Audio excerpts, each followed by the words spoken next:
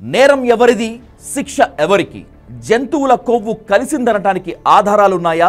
పంది కొవ్వు రేటెక్కువ అంటూ కొవ్వు పట్టిన మాటలెందుకు? తప్పు జరిగితే అరెస్టులు లేవెందుకు? దేవదేవుణ్ణి రాజకీయ చదరంగంలోకి లాగిందెవరు? తప్పు చేసిందెవరు? దేవుడా, భక్తుల? సంప్రోక్షణలు, ప్రాయశ్చిత్తాలు, ప్రమాణాలు ఎందుకు? ఒక్క వివాదంతో సనాతన ధర్మం మైలపడిపోతుందా?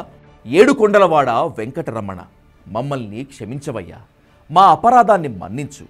నిన్ను బోనులో నిలబెట్టి నీ ప్రసాదానికి రాజకీయ రంగు పులిమి నీ ప్రతిష్టను రోడ్డుకు లాగిన వారిని భరిస్తున్న మమ్మల్ని నిండు మనస్తో క్షమించు స్వామి. రాజకీయ చదరంగంలో నిన్నే పావుగా మార్చిన వారిని నువ్వెలా మన్నిస్తున్నావో కానీ నీ భక్తులు మాత్రం సహించలేకపోతున్నారు. తిరుమల లడ్డు ఇప్పుడిది జాతీయ స్థాయి వివాదం. నెయ్యిలో కల్తీపై చంద్రబాబు అనాలోచితంగానో లేక వ్యూహాత్మకంగానో చేసిన కామెంట్ దేశవ్యాప్తంగా పెను వివాదమై కూర్చుంది. తిరుమల లడ్డు కూడా నాసి రకం, వెంకటేశ్వర స్వామి పవిత్రతను దెబ్బతీశారు. కడాన అన్న దానంలో క్వాలిటీ ఆఫ్ ఫుడ్ లేకుండా చేశారు. దేవుని దగ్గర పెట్టే ప్రసాదం అపవిత్రం చేసే విధంగా నాసి రకమైన ఇంగ్రీడియంట్సే కాకుండా ఎనిమల్ ఫ్యాట్ కూడా వాడారని. ఏది గీకు బదులు అది చల్లారకుండా అగ్నికి ఆజ్యం. అదేనండి, ఆ వివాదంలో స్వచ్ఛమైన నెయ్యి పోసి మరీ రోజు రగులుస్తున్నారు. అసలు ఇంతకీ తప్పు చేసిందెవరు? శిక్ష ఎవరికి వేస్తున్నారు? ఆ దేవదేవుడే తప్పు చేశాడా లేక భక్తులు తప్పు చేశారా? తప్పు చేసింది మీరు, రాజకీయం చేసింది మీరు, కానీ శిక్ష మాత్రం దేవుడికి, అలాగే దేవుడి భక్తులక? సంప్రోక్షణ, ప్రాయశ్చిత్తం, ప్రమాణం అంటూ నేతలు పండిస్తున్న సెంటిమెంట్ చూస్తుంటే వీళ్లకు ఒకటి కాదు, ఒక్కొక్కరికి 100 ఆస్కార్లు ఇవ్వాలనిపిస్తోంది. మన నేతలకు రాజకీయం నేర్పడం అంటే తాతకు దగ్గులు నేర్పడమే, కానీ అంతో ఇంతో దేవుడంటే మాత్రం కాస్తో కూస్తో భయం ఉండేది. ఇప్పుడు ఏకంగా కలియుగ ప్రత్యక్ష దైవంతో ఆటలు మొదలుపెట్టారు. ఏడుకొండలవాడి ప్రసాదాన్నే పొలిటికల్ బుల్లెట్గా వాడారు. ఇది రాజకీయ లబ్ధి కోసం జరిగిన ప్రయత్నమని అందరికీ తెలుసు. ఓ ఆలయంలో జరిగిన తప్పు ఇప్పుడు జాతీయ స్థాయి అంశమైపోయింది. అలా అయ్యేలా చేశారు.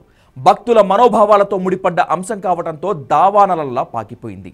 ఆవు నెయ్యి కంటే పంది కొవ్వు రేటెక్కువ అంటూ కొవ్వు పట్టిన మాటలు మాట్లాడటం కూడా వివాదం చల్లారకుండా బతికిస్తోంది.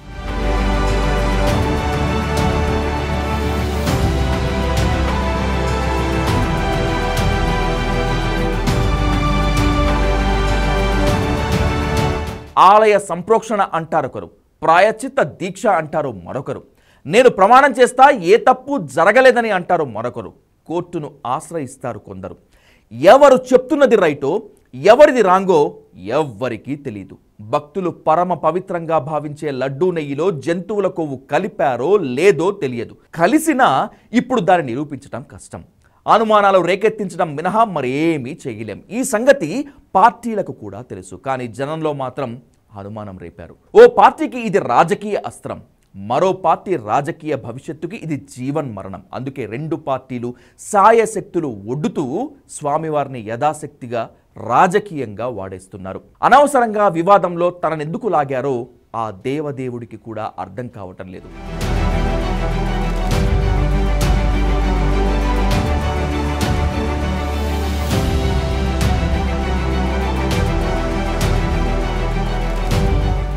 సంప్రోక్షణ దేనికి? తప్పు చేసిందెవరు? తప్పు ప్రజలు చేశారా లేక దేవుడే తప్పు చేశాడా? అసలు ఏమిటి డ్రామా? నిజానికి లడ్డూ కల్తీ జరిగిందని ప్రభుత్వం చెప్తోంది, ల్యాబ్ రిపోర్టుల ఆధారంగా చూపిస్తోంది. అయితే ఆ ఆవు నెయ్యి మీ హయాంలోనే వచ్చింది కాబట్టి మాకేం సంబంధం అంటోంది వైసీపీ. ఇప్పుడు వచ్చిన నెయ్యిలో కల్తీ జరిగింది కాబట్టి మేమేం తప్పు చేయలేదనేటువంటిది ఆ పార్టీ వాదన. మా టైంలో అంతా సరిగ్గానే జరిగిందంటోంది. వైసీపీది తప్పని నిరూపించడానికి ఇప్పుడు ఆధారాలు దొరకవని టీడీపీకి తెలుసు. నిజంగా ఆధారాలు ఉంటే ఈ పార్టీకి అరెస్టులు జరిగి ఉండేవి, కానీ రాజకీయంగా అస్త్రంగా పనికి వస్తుంది కాబట్టి దాన్ని వాడుకుంటోంది కూటమి సర్కార్. కిలో నెయ్యి 310 రూపాయలకే ఇస్తానంటే ఎలా నమ్మారని టీడీపీ అడిగిన ప్రశ్న జనంలోకి బలంగా వెళ్ళిపోయింది. వైసీపీకి కూడా తమది తప్పని ప్రభుత్వం నిరూపించలేదని తెలుసు, కానీ టీడీపీ సంధించిన ఈ బాణం ఏ మాత్రం తేడా వచ్చినా తనను రాజకీయంగా సమాధి చేస్తుందనే భయం. అందుకే తమ తప్పేం లేదని నిరూపించుకోవడానికి నానా తంటాలు పడుతోంది వైసీపీ హైకమాండ్. పైగా వైసీపీ హయాంలో లడ్డూ క్వాలిటీ పడిపోయిందనేటువంటిది ఎవరూ కూడా కాదనలేనటువంటిది వాస్తవం. గుమగుమలాడే లడ్డు 2 రోజులకే పాచిపోయిన లడ్డూలా మారిపోయింది. రంగు, రుచి, వాసన ఏమీ లేదు. అందుకే టీడీపీ చేస్తున్న ఆరోపణలు నిజమని స్పష్టంగా తెలియకపోయినా జనం మనసులో ఎక్కడో ఏదో ఓ అనుమానం. అందుకే వైసీపీ ఇంతగా భయపడుతోంది. ఈ వివాదం త్వరగా తేల్చనివ్వరు కూడా. మరో కొత్త అంశం దొరికే వరకు ఈ వివాదం వారికి లడ్డూ లాంటిదే.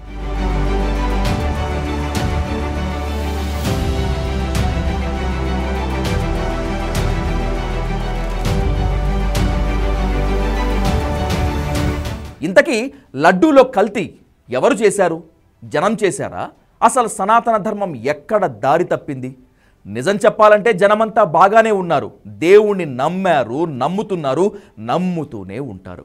లడ్డూలో ఏదో కలిసిందన్నా అయ్యో అన్నారే తప్పితే దాన్ని దూరంగా ఉంచలేదు.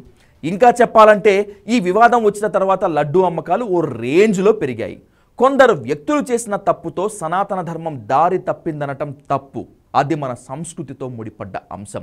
దాన్ని ఇలాంటి రాజకీయ వివాదాలు ఏమీ చేయలేవు. ఒక్క వివాదానికే మన సనాతన ధర్మం దారి తప్పిందని చెప్పటం అంటే మన ఆత్మ మనలో లేదని చెప్పటమే. ఇక్కడ తప్పక చర్చించాల్సిన విషయం ఒకటి ఉంది. దేవుడితో ఆడుకున్నది భక్తులు కాదు, కొందరు వ్యక్తులు. అది ఎవరైనా సరే కానీ శిక్ష అనుభవిస్తోంది మాత్రం భక్తులు. దేవదేవుణ్ణే బోన్లో నిలబెట్టడాన్ని భరించలేకపోతున్నారు భక్తులు. వాళ్ళ మనోభావాలతో ఆడుకున్నవారు, తమ రాజకీయ పబ్బం గడుపుకున్న వాళ్ళు బానే ఉన్నారు. మరో రాజకీయ అంశం దొరికితే దీన్ని వదిలేసి దానివైపు వెళ్ళిపోతారు. మళ్ళీ ఏ ఎన్నికల నాటికో మళ్ళీ ఈ అంశాన్ని బయటకు తీస్తారు. తప్పు చేస్తే దాన్ని నిరూపించాలి, నేరస్తులను శిక్షించాలి. కానీ అలా కాకుండా అనవసరంగా తనతో ఆటలు ఆడితే మాత్రం ఆ గోవిందుడు వదలడు. ఆయన భక్తులకు మాత్రమే కొంగు బంగారం, అక్రమార్కులకు కానే కాదు.